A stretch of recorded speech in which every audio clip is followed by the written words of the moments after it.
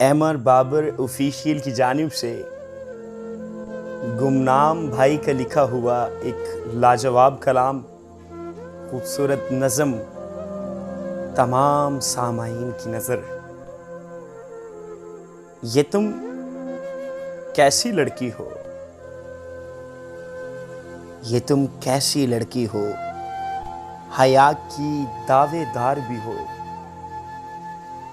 पर्दा भी ना करती हो, दरस देकर सादगी का फैशन पे भी मरती हो।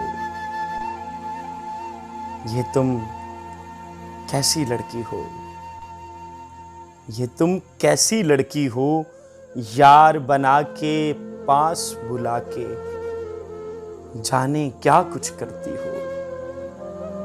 तुम तो अपनी इज्जत की परवाह भी ना करती हो।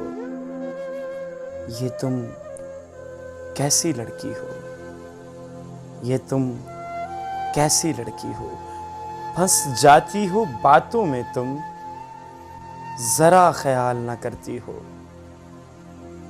सच को तो ठुकरा देती हो, झूठों से मोहब्बत करती हो।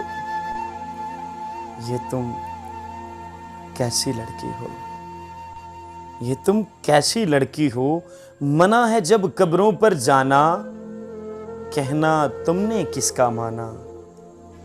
दरबारों पर जाकर तुम बेअदबी की हद करती हो।